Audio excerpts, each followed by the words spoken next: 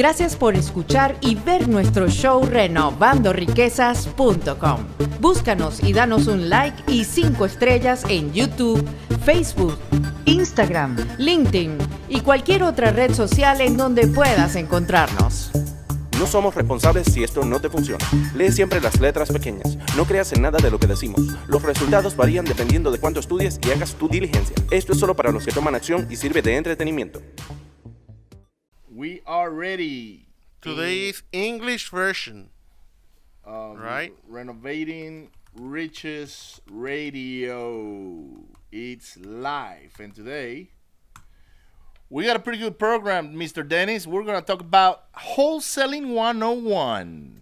How about that? That is very good, especially for our English-speaking audience.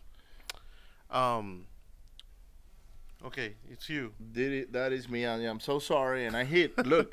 It's got the do not disturb. And they still find you. No, and they try it again. And then I have do not disturb. But because it's a repeated call, then it comes in. So this is where we edit it.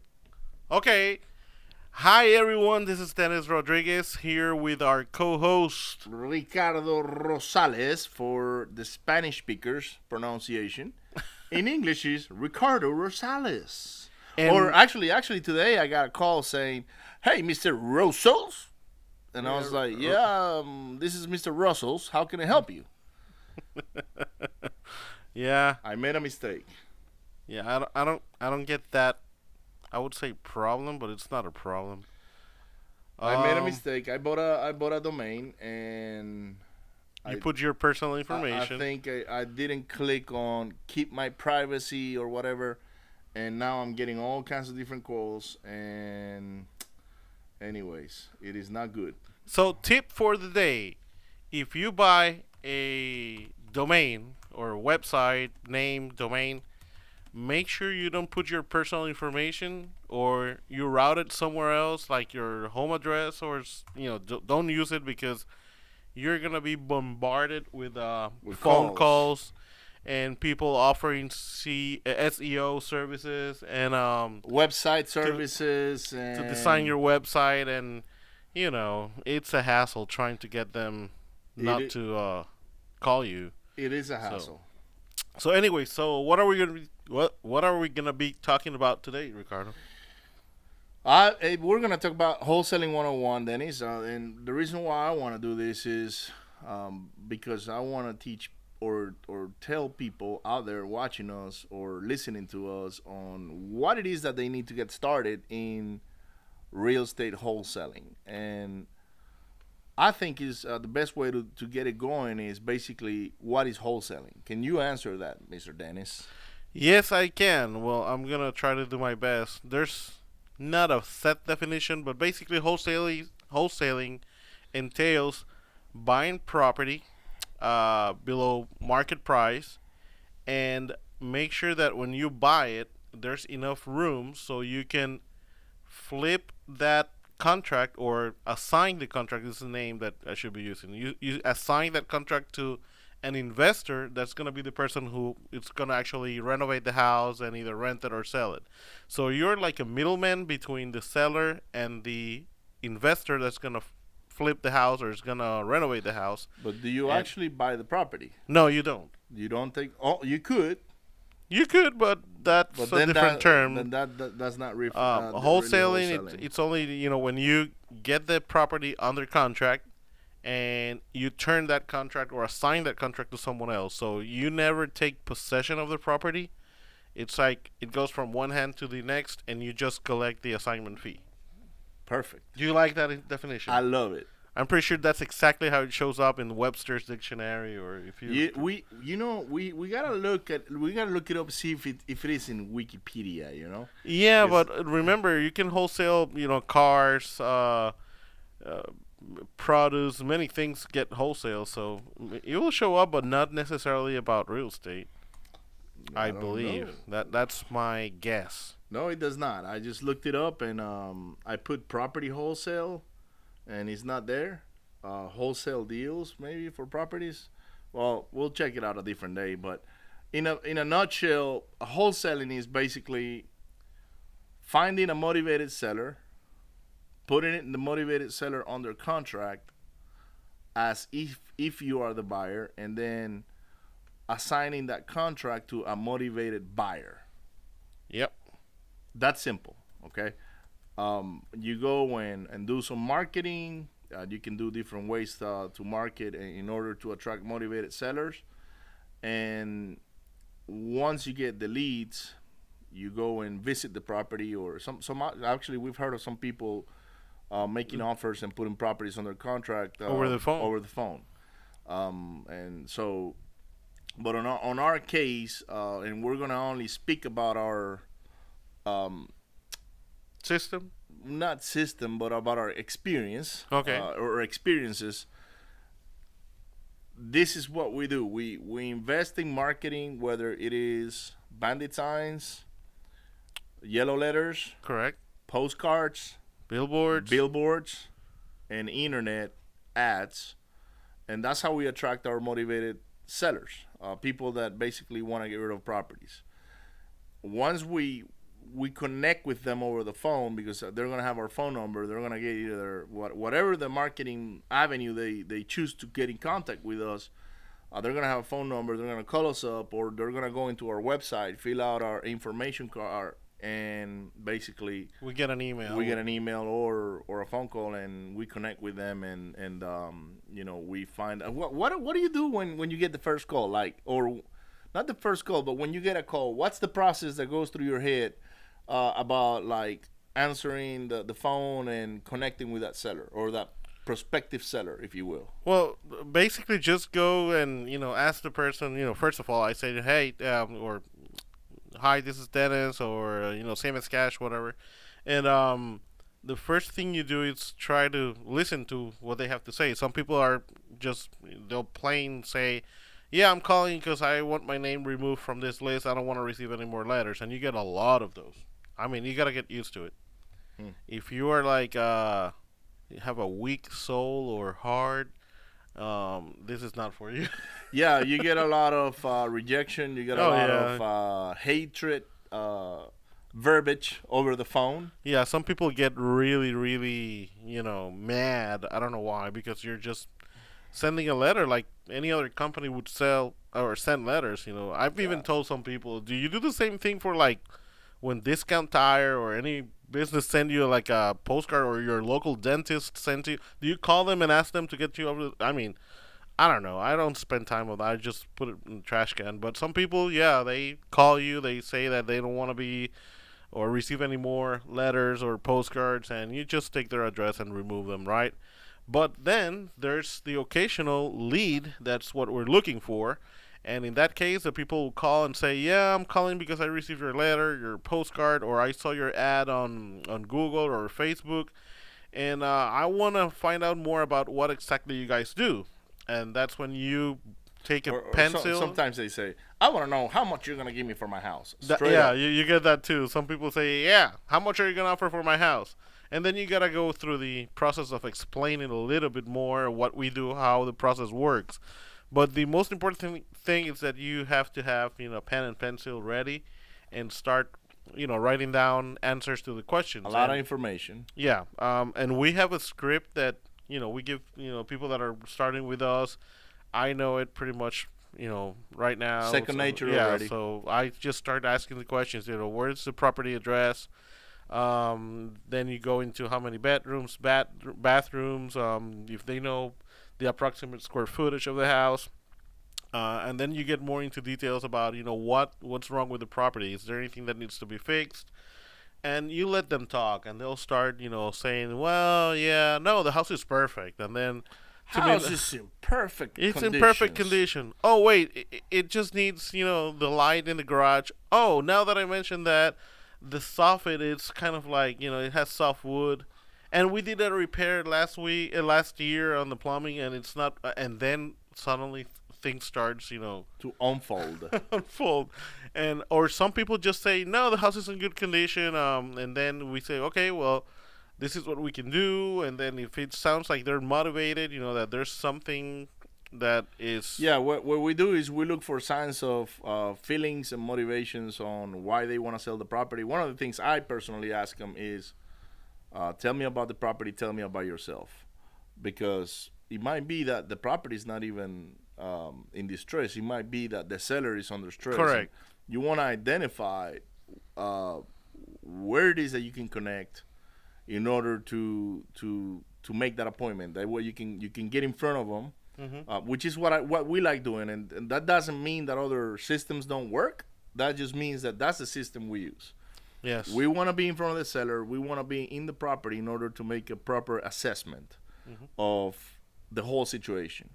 Correct. So once you get through the phone call, and they say, "Yes, Mr. Dennis, when can you come around?" Yeah, no, that's the thing. First, once you gauge their motivation, then you have to decide whether it's this a good lead and it's worth driving to the property. And, what do you and think of meeting with them. what do you think of the ones that say, "Well, my house, I want to sell it for $150,000," and you realize that that's actually market value? Well, in those cases, I mean, you ask them where do you came up with that number, and sometimes they'll tell you, "Oh, my neighbor's house sold for that." And it's like, okay, because remember, I mean, you have to be, you have to know your farming area, where you're sending letters. You have to have a very good understanding of what houses sell for. And sometimes, some of these people, they tell me, oh, it's a 2-bedroom, 2-bath house. Okay, it's in good condition. All right, how much you want for it? And they go like, oh, I want 150,000. And then you tell them, well, that's top of the market at that price. That the house has to be in excellent condition to sell for that price. Is your house in excellent condition? Like it has granite countertops and this and that, and they start going like, no, it doesn't have any of that. It needs some updating, and then you know that they're not really motivated or being real. They just want to get the most they can from their property, even if the property is not in top notch. Which condition. is okay. I mean, It's completely fine. I just tell them, well, there's nothing for us, and just good luck with selling your property. If you won't decide to list it someday, give us a call. We have real estate agents on staff on our office that will be more than happy to list it for you. But most of these people, they're testing the waters and trying to sell them for sale by owner or FSBO. What about the ones that say, well, I just want to know how much you can give me for it? Well, in those cases, you have to tell them, well, in order for me to present an offer, I'd like to take a look at the property and see what needs to be done, and then I'll be more than glad to write you an offer right there and then on the spot. Now, do they sound motivated? Most of them don't. I mean, if they start going like, no, I just want to know how much you want to offer, then you know that they're not motivated. They're just looking at or trying to find out how much would you offer, and just, maybe out of curiosity more than anything else. So how do you know that you're getting a motivated seller over the phone?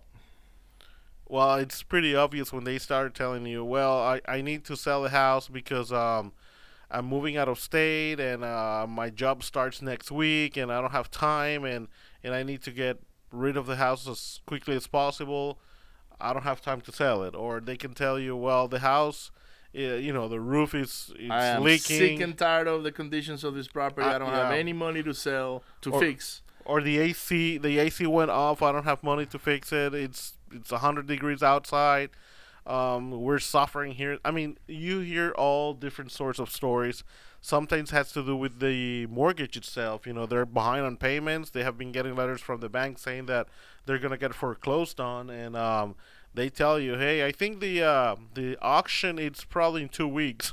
You're like, oh wow. So those are not much time. I mean, we're gonna go do our best. Yeah. Anyways, we're gonna try to help them anyways. But if it's that late in the process, sometimes if they owe a lot of money, it's kind of hard to pull them from a foreclosure if it's only 1 or 2 weeks. Or a tax sale. We had that not long ago where we had a tax sale property that we really had to move fast. Correct. And we got it, but it was we had to become creative, and luckily investors showed up and wanted to fund the deal, and well, anyways. So okay, so let's recap. So we get marketing out the door. Correct. Either letters, postcards, billboards, or TV ads, or Google AdWords, radio ads.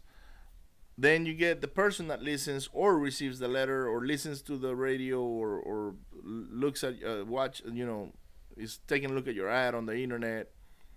Now you get the lead. Now you get in contact with them. You do a screening over the phone. Correct.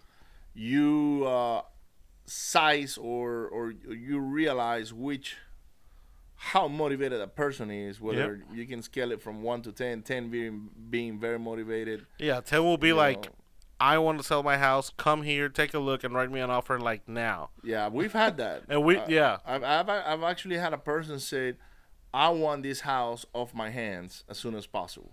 Yeah, and sometimes you even ask them, do you have a price in mind? Yeah, $40,000 would get the property. Just take it. And those cases, that does not mean 40,000 is the right price. Yeah, that just means they got a baseline that we need to start working with. Mm-hmm.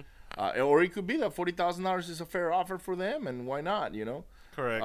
But once you go to the property, then the first thing you do as a investor or as a wholesaler is what? What do you do when you get to the property? Do you talk to them? You talk to them. Why do you talk to them? What do you do when you talk to them? Why do you talk to them? But because it's not the same when you say talk to them. You can be like, okay, show me the property. No. When I say talk to them, it's just of course, introduce yourself. You got to start, asking them how they're feeling, how's their day going, and try to start building that rapport with them, right? Try to get them to talk to you. You just talk about anything, your family. If you walk in the living room and there's pictures in the walls, oh, you have kids. I mean, you start looking for things that will get them comfortable, and start building that rapport, and want them to talk to you. I mean, don't make it feel like this is only business transaction. I'm going to be in and out in 5 minutes, and this is my contract, this is my offer, take it or leave it, bye. And some wholesalers do that. And it works. For some of them it works, but they visit 100 houses and get maybe 5 or 10, whereas, we have had better numbers or better experience by building rapport with the person. And maybe we don't visit 100 people, but if we visit 5 or 6, it's most likely that those 5 or 6 we're gonna get under contract. We make sure that we build that report and explain to them what we're doing there. Yeah, not long ago we had a seller that we went and visited, mm-hmm. and he had already an offer from another wholesaler. An offer was actually quite good. It was solid, and the reason why we got the property under contract with a particular seller is because we built rapport. Not only with the seller, but with his brother-in-law. Brother-in-law, yes. Yeah, it was his brother-in-law. So we were able to build rapport. And this is sometimes why it's good to go as a team, because at this particular time, it was myself and Dennis mm-hmm. That visited this property together.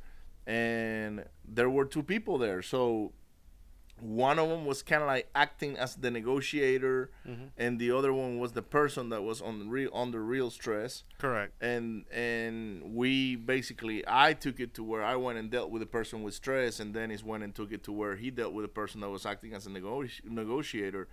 And believe it or not, we completely got separated from the whole conversation, because I was looking around the property mm-hmm. and kind of like doing a list of repairs, which is the second thing you do, is kind of do your list of repairs.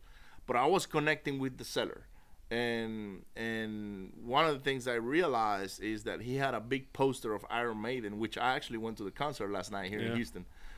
He had an Iron Maiden poster, and I said, "Man, you like Iron Maiden?" And he's like, "Oh, hell yeah, I'm a metal guy." And I was like, "Really? So am I." And boom, we hit it off right there, and we just started talking about different bands and concerts and right. And when we went to the backyard, he had a huge like a barn, and he told me the story on how bands that were from the area used to practice at that barn. Yeah.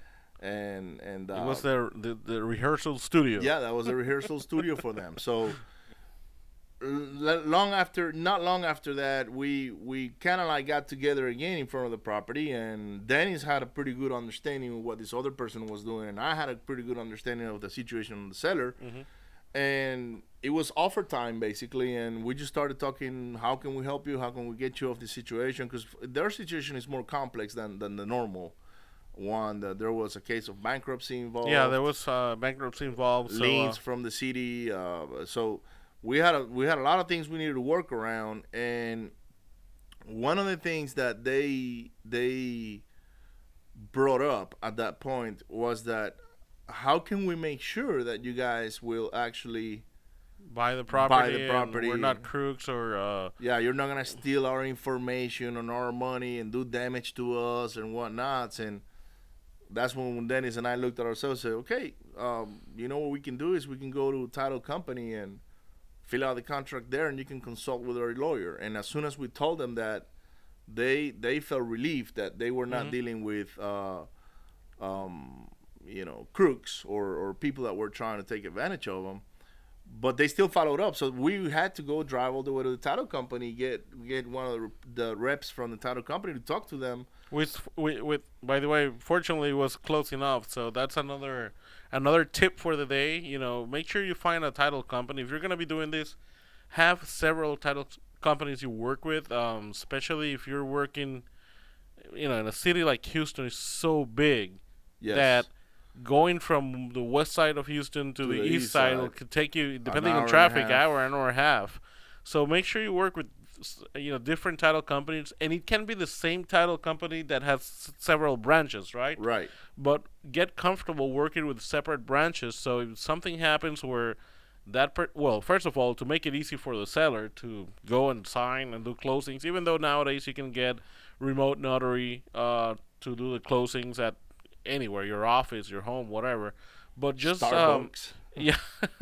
Starbucks. But just make sure that you have someone close by that can support you for any reason. In this case, it was like building that trust. So we were able to drive from their house to the title company. We were able to build rapport, both of us, with the two different the seller and the negotiator. Yeah. But then we had to build trust. And the way we built that trust was to take him to the title company, get a third-party verification, basically, from someone that was completely, alien to us, basically, during the transaction. Yeah, it's an independent third party. Correct. And once they asked the questions, they felt comfortable. We actually told the lady at the title company to help them, go through the contract, and they were happy. So they filled out the contract. We got the property under contract right away, and now that's a deal that we're working on the pipeline to get disposed. So that's basically the in a nutshell what wholesaling is all about. Wholesaling is about marketing. Number one is So if you're not willing to invest in marketing, this is not for you. Yeah, no, I mean, some people say, "Oh, you can do." I can drive for dollars. Yes, you can. Yeah. But how much gas are you gonna spend now driving for dollars? You might find a good property that is either vacant or looks like it's being vandalized, or maybe just people are not looking after it. But how do you know, does it have equity? Is that the owner, or is that somebody renting it? So there's a lot of other things that go behind driving for dollars that you might want to take in consideration. But you're still going to spend money in marketing, because gas, I consider the gas money marketing money anyways. It is, and depending on what you drive, right? It might not be that much, but the thing is that when you hear people say, "Oh, you can get into real estate investing with no money down," well, no money really doesn't. Well, I would believe what they say, no money down, is no money down towards the purchase of the property. But still, you got to put money towards marketing. So, yes, you can do it with. Now, the good thing is that you can start with very little marketing. Yeah. Out of all the real estate investing, how do you say that? Not scenarios, the different tools or in real estate investing. Different avenues that you have. Yeah, thanks. out of all of them, I think wholesaling might be the one where you need the least amount of money to start, but you still need money. I mean, it's not gonna be like, oh yeah, I'm gonna start getting properties with spending absolutely $0. But I guarantee you, that person's got money. They just don't know how to monetize it. A lot of the times they say, well, you know, I'm dead broke. I have $0 in my bank account, which is probably true. But then I go, okay, so what are your hobbies?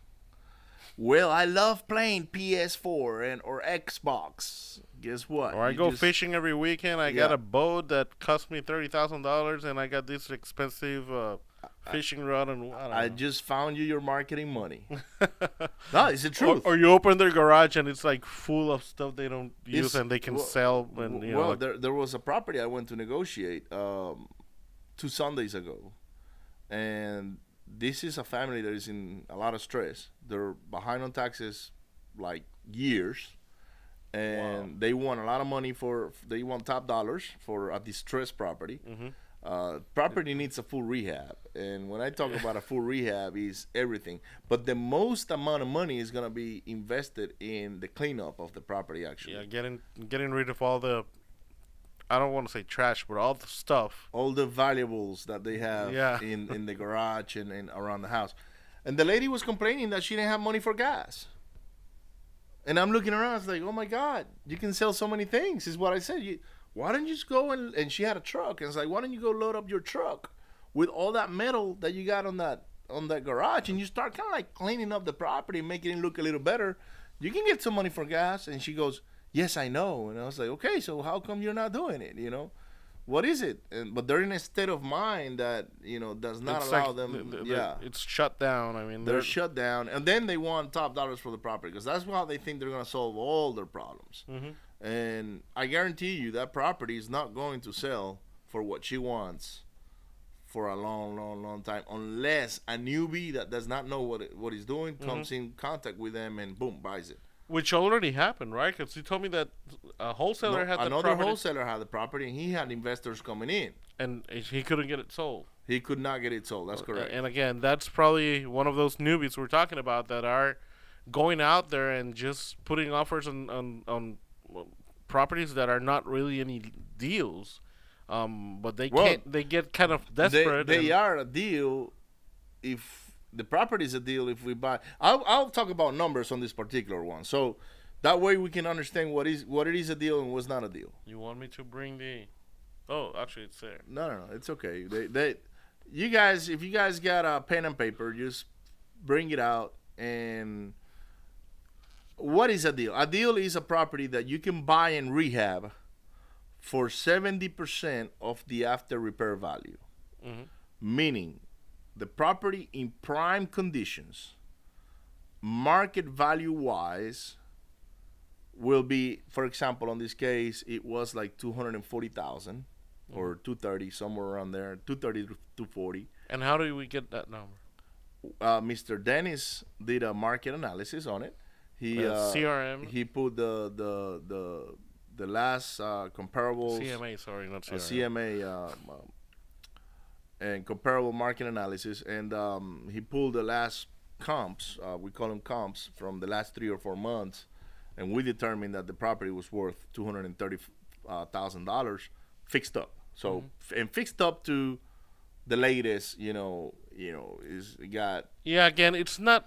Some people say, I'm just gonna fix up and fix whatever's wrong with the property, but you really want to get top dollar for the property. Yeah, you gotta spend the money. Not only fix it, but bring it up to year 2017 or whatever you're in.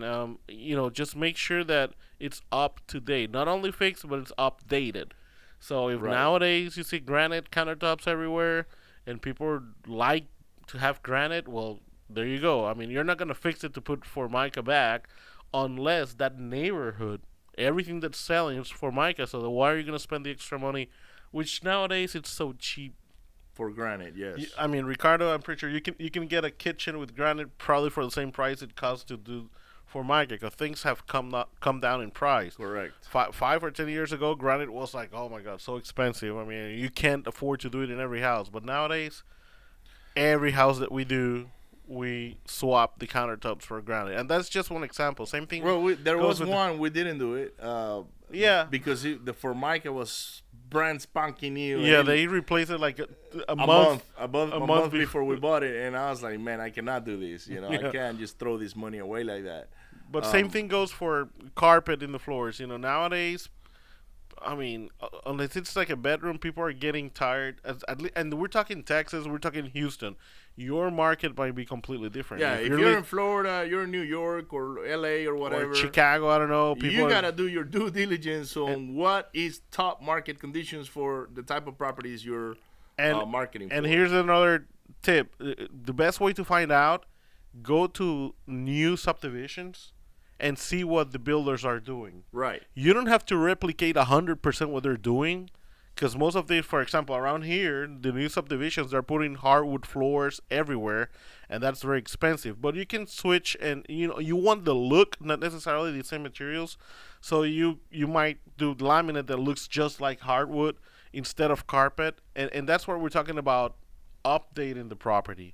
If it still has those gold plated faucets in the bathroom, or it has the green or pink tile, no, and the sink in the bathrooms. Yes. I mean, you can just fix whatever's wrong, but you're gonna have a harder time selling You're gonna have it. to sell that property at a discount. You're not gonna sell it at top market value. People are looking for an updated property, and that's what's gonna bring the house value to the top of the market. If you're not there, then I mean, hey, discount $10,000-$20, and that way the buyer understands that they got a little bit of room to work with. You get a house in good condition, but not necessarily updated. Yes. So this particular property was worth, in prime conditions, which is all of the stuff that Dennis just mentioned about, $230,000 to $240,000. So when you're negotiating with the seller, you want to use a lower number. Basically, you're gonna pull the 3 comps that are in very bad shape. Mm-hmm. You want to use those to show them, listen, this is what your property is worth. Okay, maybe it's $170,000 or $160,000 instead of $230,000, and then you explain, listen, I gotta be at 70% when I buy and rehab this house, and if not, it's not a good deal for me. I'm an investor, so they need to understand what it is that you do and why it is that you can close so fast. Mm-hmm. And if they don't, then it's not a deal for you. Otherwise, you're going to overspend. Yeah. It's now different than cars, for example. And this is something that maybe people can relate more. But if you want to sell your car and get top dollar, you probably try to sell it yourself. And you list it on Craigslist and whatnot. And you just try to sell it yourself. Now, if you want to get rid of the car, like, now, I'm done. I need to, it's a car that needs repairs or whatever. Then you take it to a dealership, like, I don't know, CarMax or any of these dealers that will buy any car, and just get an offer from them. And they are wholesalers. It's the exact same thing. They're going to offer you less. I mean, it's going to be like a lowball offer, but at least you can get rid of the car right there and get a check, and you walk out and go do your thing. In this case, 70% of the after repair value on this particular property we're talking about is $161,000. Mm-hmm. During the that's my roofer. I'm sorry.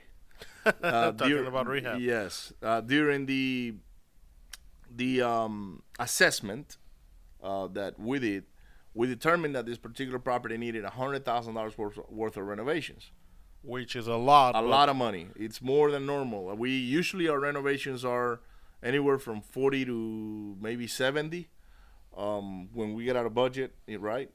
We budgeted maybe 50 or 60, and ended up being $10,000-$20,000 more. That's kind of like not uncommon for us now, since we're buying a lot of distressed properties. But on this case, we looked and he said, wow, we need to pull a lot of dumpsters here to get rid of all the trash. That's weeks worth of work, a 5-man crew. Then we need to replace the roof, the plumbing, electrical, and it just stacks up. House is large, so it was roughly maybe a 2,300 square foot property, mm-hmm. With a huge RV garage, which, by the way, needed complete full rehab. He had a bathroom that was in very bad shape, and the whole house was in bad shape. There were critters, and I felt so sorry for them. To be honest, they had a couple of kids living in the property, like young kids, 4 or 5, and all I thought was my son. Man, how my son is so lucky, to have been in our family, because we live very well, I would say, all of us, including yourself and everybody that's engaged with us. But when you're looking at these properties, then you're thinking, you're appreciating more what you have, Yeah, definitely. So I'm thinking about these poor kids. I was like, oh my God, how can these kids be here in this house? And, anyways, we determined that we needed to put $100,000 in it, and now we need to do offer time. As a wholesaler, then you have to add your assignment fee. So if I'm an investor and I get this property from a wholesaler at $60,000, it's a good deal. At $60,000 is a good deal. That means as a wholesaler, you need to put it under contract below $60,000 so you can make a spread. You can either do 50, 40, 30, or maybe 55, and you only make 5,000. It's okay. Not all the deals are going to be slam dunk deals where you make 10, 20, $30,000 assignment fees. 5,000 is perfectly okay, as long as you're having enough of those deals coming through. Correct. And we started negotiating with her, and my first offer was $30,000. I said, I give you $30,000 for this property, and he's like, oh my God, we're so far away. But this is the other thing is, she had mentioned over the phone that she understood that she can only get a little bit over what was owed on taxes. And when we showed up in the property, she started playing a different game. So this is somebody that was very well educated on how to toy people around in order for her to get what she wanted. She wanted $80,000 for the property. And at that price point, there was no way that we could do a deal. Because we need to buy as an investor at 60, so much less as a wholesaler. As a wholesaler, we needed to be below there. So yeah, and that's important because some people might think, oh my God, a property that's worth $240 and $80,000, you won't do it. Again, you have to look at what needs to be done to the property. If you're gonna buy a set of problems, you might as well buy very cheap. That's my way of thinking. If I'm going to go and buy a set of problems, because she had a lot of problems. She's got electrical issues, plumbing issues, AC issues, foundation issues, because that house, the foundation was in bad shape, roofing problems. All the house needed to be completely gutted, I think, because it had mold all over the place. And that's why I felt so bad about the kids. Bathrooms, I remember looking at them, like maybe one of them, but I didn't want to see the rest of them. That's how bad of a shape this house was. Yeah, you just put the number, it needs to be replaced. And then I said, okay, it's if this one particular bathroom is in such bad shape, I'm going to assume right away that the other 2 or 3 bathrooms are in the same shape. So yeah, 80,000 might be a good price for somebody that maybe we'll put 60,000 in it, but this is $100,000 rehab, and at that point we just walk away. Hey, I'm sorry, we can't do this deal that way. Maybe if we get closer, but we're so far away, we're almost $40,000 away from what you wanted. What you wanted, and we basically told her a few nuggets of what she could do in order to bring the value up, which is basically, look, you want 80 grand, clean up the whole property. Why don't you do that? Maybe we can come back and reassess, because now we get them to do some of the work up front, and why not? You're going to pay for that work anyways if you're going to go clean it up. So why not have them do it, and maybe we can offer some more money for it. But she's like, no, I don't want to clean it up. So I'm like, okay, you can't have it all. I'm sorry. Yeah.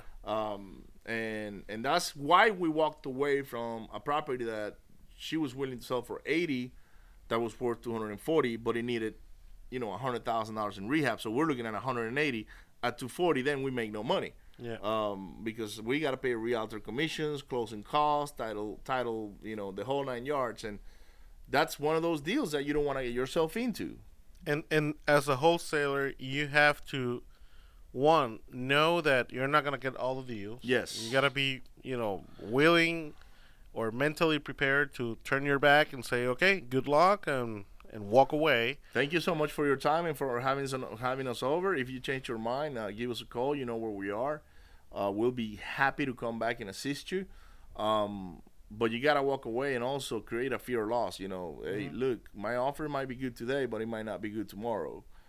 That way, they're thinking, man, maybe these guys will buy it from me, and then those problems will go away. But if you say, yeah, if you call me next week, I'll still buy it, then they're like, okay, I can negotiate, because they feel empowered to negotiating. So you create a fear of loss, and maybe they can move forward on giving you the contract. Yeah. So once you put this property on the contract, let's say the lady said, yes, I wanna sell to you, and what is the next step? Well, next step is to fill out the contract, right? And depending where you're at, what state you are, and how it works. Here in Texas, we can use the standard contract for purchase sale of a property. So you take that contract and you fill it out. Basically, the buyer will be your name or your company name or assignee. That's very important. If you want to sign the contract, you have to put or assignee. And then you fill the rest of the contract with the sale price that was agreed, and you go over it and have them sign. You signed, and then you bring it over to the title company. Title company opens title. They do a title search. They make sure this property has got no other liens. Or if they do, they're curable, and you'll have to negotiate how liens are going to get cured, right? Who's going to pay what? Right. Maybe some liens can go away if you have title insurance from the last sale. There's a bunch of things that you can do around the title, but once you open title and you identified everything that the title is, basically you get title commitment and it's clean and you can close. What now? Then you start looking for the buyer or that investor that is going to get the property from you or buy the property from you, and you start marketing it to your cash buyers, basically. Right. Once you find a cash buyer that may be interested in the process, in the property. What is the process there? What takes place? What happens? Oh, basically they put some money down to hold the property. But before they do that, they'll want to go and see the property. Absolutely. and that's important to say, because they just don't buy. No. You start working in the property, and you'll get interested parties to want to go and look at the property, so they can do their own assessment of what needs to be done. And you have to coordinate with the sellers. And the easiest way is to tell them, hey, I might have some business partners that want to come and see the property. Would you mind? Or I have a contractor that's going to give me pricing for the roof or whatever. Yeah, so you have to prepare the seller. Yes. Basically, on this case, is listen, we work with a group of investors that buy houses, and I want to make sure that maybe some of my business partners come look at this property, and also some of my contractors are going to come and basically confirm the amount of work that we're going to be doing. Is that okay for you to have us, so we can maybe put a lockbox on your property, or maybe one of us will be here when we show the property to our contractors and our investors. Will that be okay with you? And they will say 9 times out of 10, yes, just give me a call ahead of time. Yeah, and make sure that if the property is occupied, you come along with them, because last thing you want is for that buyer to talk directly to the seller. One other thing is that we do is we talk to the buyer and we say, listen, there's no talking to the seller. Mm-hmm. That's it, period. You have now, if you want to ask about maybe conditions on the property, that it's okay. But when it comes to what are you selling it for, or what are you negotiating or whatnot, we make sure, or at least I do, that I disclose that up front. Mm-hmm. There's no talking to the seller about what kind of deal we got with them or how long their contract expires or whatever, because otherwise I'm just not going to sell you this property. Or any other. Or any other property in the future. And I'm going to let everybody know around that our group, that because we do have a group, that you are that kind of buyer. That way everybody's aware, and because they want to go. Some buyers will want to go try to get the deal away from you. Yeah. But while you have it under contract, that's very hard to do. We also do a couple of other things in order to cloud the title and keep the property from going to another investor while we have it under contract, and because they got the lead from us, the whole 9 yards. So you got to prepare both the seller and the buyer. Yeah.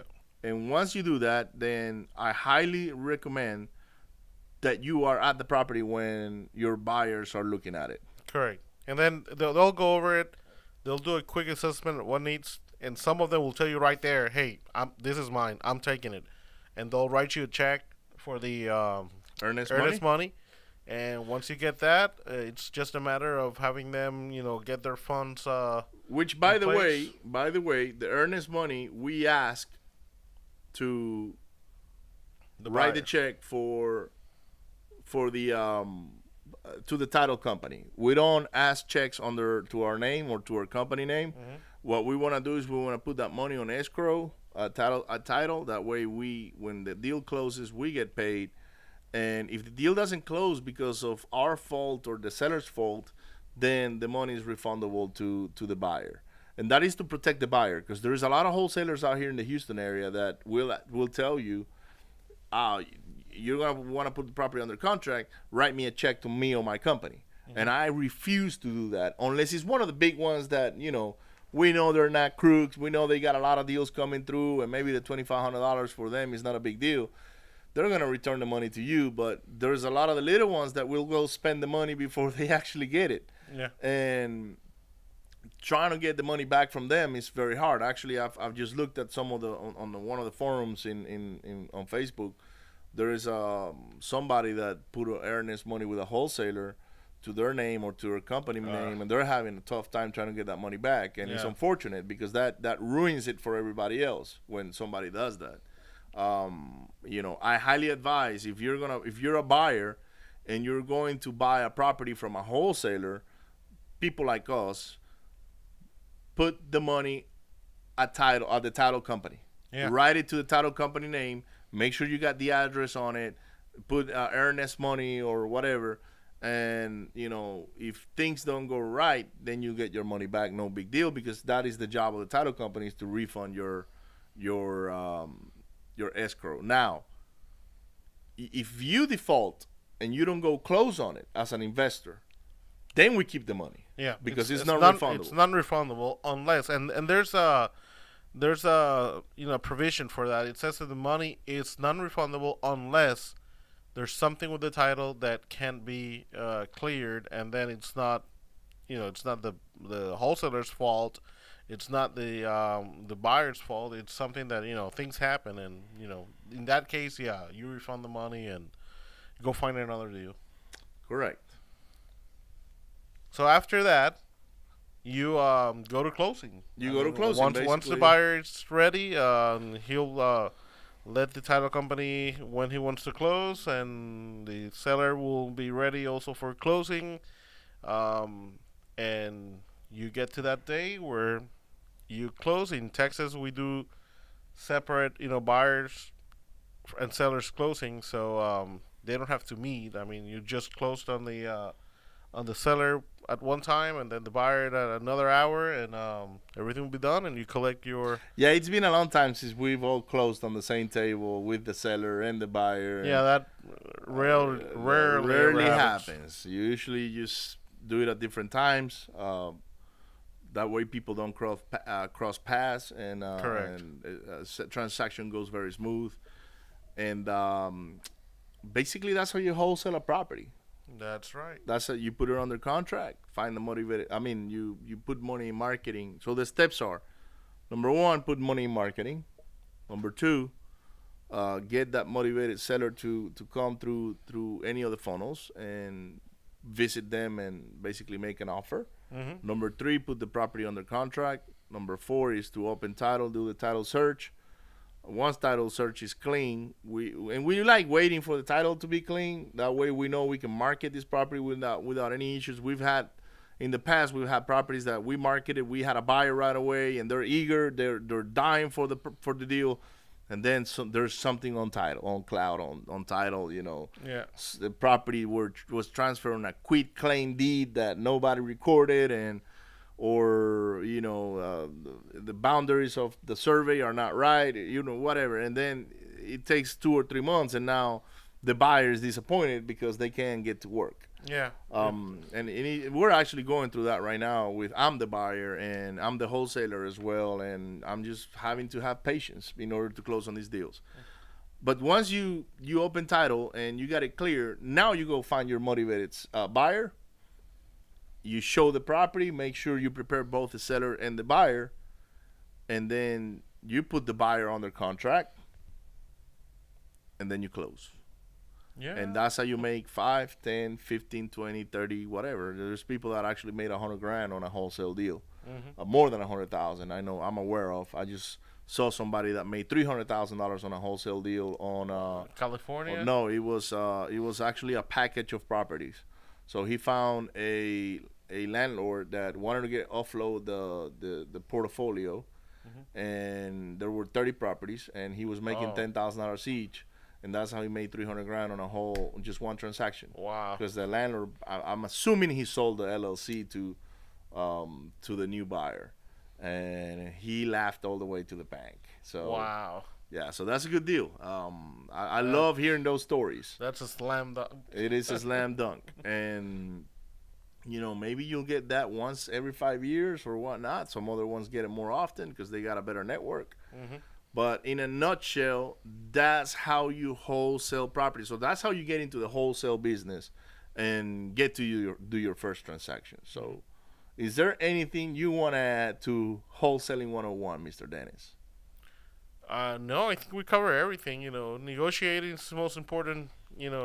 Creating rapport. Tool that you need to have on your side. So if you're shy talking to people, if you are shy or not comfortable, I don't know, start practicing in the mirror or something. Well, you gotta get used to be comfortable being uncomfortable. Yes, I that's one of my favorite quotes. Now I don't know who said it, but I wrote it. You did? Yeah, somewhere.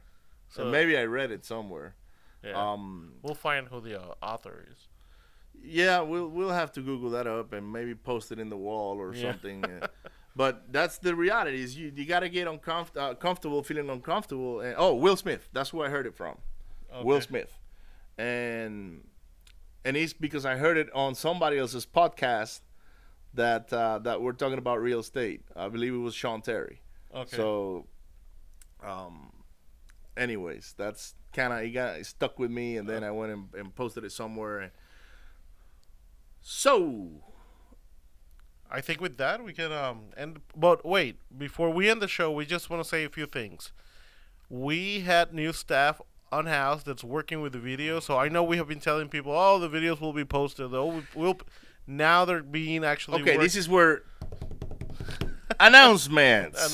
Renovating riches. So we saw how the videos are coming along. They look great, and they're gonna be posted pretty soon. I believe next week we're gonna start having some videos on our Facebook page and YouTube channel. We will also like to make an announcement for Same as Cash, which we will start videotaping a lot of our activity with our new producer in the house. So Juan decided to. We had to fire Juan. No, we didn't fire him. Juan got so busy with all. Juan, we love you. All the things he's doing that and good for him, because that's a sign of growth and success. Yes. That he literally said, guys, I'm so busy right now. I don't know how I can help you. I'm running out of time, and we're like, Juan, don't worry about it. We'll figure it out. And then somehow the universe put somebody in front of us that knew how to edit videos, and Mr. Neil, he knew he actually worked at a radio or a TV station back in his country, and he would say, hey Neil, I wonder if you can help us with all of these, and he's like, absolutely. How did that, and I know we're going, we said we were going to finish this, but I just want to know, how exactly did you get Neil to tell you what he did in the past? Because listen, this is how the world conspires, right? In your favor. In your favor. Some people don't believe, these things, but I totally, I swear by it. Things happen for a reason, and things happen at the right time in the right moment. So Neil was working as a laborer in one of your houses, swinging a hammer. Right. But how did the conversation with him turn into he telling you what he did in the past? Well, what happened was he was working on one of the properties, and the supervisor came to me one day and said, "Hey, Neil fell and he couldn't make it to work today." And I said, "Okay, perfect, no big deal." Well, the following day I go there and I ask, where's this guy at, right? Because I'm trying to look at the head count on how many people we got working in each property. And he's like, well, he's still ill. And I'm like, okay. But at this point, when you got a lot of workers and contractors, they come up with all sorts of stories not to show up sometimes because maybe they're doing something else. Because they're all subcontracted. So we don't have anybody on staff. They're all subcontracted. Sometimes if they see a shiny object across the street, they want to go work on it to make a little bit of extra money. Yeah. And then they're not really being truthful to you. So I thought this was the case. I said, okay, this guy's blowing up smoke and he's just trying to do something else. I told the supervisor, I said, man, just get rid of him. We need people that are going to show up every day. Yeah, committed. Exactly. We need people that are committed. And he's like, no problems. That's exactly what I'll do. And the following day, I actually get a call from Neil. And he's like, Mr. Ricardo, I'm sorry. I think there is a misunderstanding, and I'm really committed. I really want to get to work, but I fell, and I was, my back hurt, and this and that. So I said, all right, but how bad is it? Because if it's bad, then you need to go see a doctor, and you need to get it fixed. Anyways, get back to work. If you feel you're good, on Saturday we're doing inventory, and no big deal. We can talk in the office. And when we started doing the inventory, he approached me and said, "Man, do you have 2 minutes to talk? Because I want to make sure that you don't think I'm trying to to get out of the easy way or whatever." I want to make sure that you get to know me better and that I'm not somebody just, I want to be committed. So I was like, come on in. So he came in the office, he stepped in, and we just started talking. I started to get to know him better. And one of the things is like, okay, perfect. I get it. You feel better now. I'm sorry I made that decision, but it just happens so many times that people start skipping work, and I don't let them come up with excuses. Yeah, and I don't let them go too far. Once they miss work a couple of days or whatever, that's it. They're gone. I got very little patience for that anymore, because it delays all the projects. We just need to find a replacement. So once I got, okay, this guy's not lying. He really wants this job. He actually verbally said that I need the work. I want to work, and I'm learning, and I'm So I'm okay, perfect. So tell me about yourself. What it is that you do? What do you do before? Okay, all right. And that's when he just started saying, well, I actually worked in video production. And I said, what? In video? And what ding, are you? Ding, ding, ding. And I was like, but then I'm thinking, what are you doing in construction? He's like, well, that's the only thing I could find for the moment. And I said, okay, I will write that down and keep it for future references because we believe that we need help in that arena. It's just that right now we are so busy with all the rehabs that we need everybody involved in these rehabs. And once they went back to work, and once you and I started sitting down and revamping everything we're doing, the rest is kind of that's the first name that came up to my mind. Is like, why don't we call this guy and get us to help us on this side instead of being working on the rehab. So which works out perfect because this is what he likes doing. Yeah. And I'm a firm believer that people need to be where they want to be. They feel happy doing it because they'll do a better job. Right. And so we said, you know what? We talked about it, and why don't we hire him full time? And so now we got us a full time producer. editing all the videos and working in basically all our websites and Facebook pages and YouTube pages, and helping us with the arrangement from someone that knows what he's doing from television, and we have a long ways to go. Yeah. So we gotta make a lot of improvements.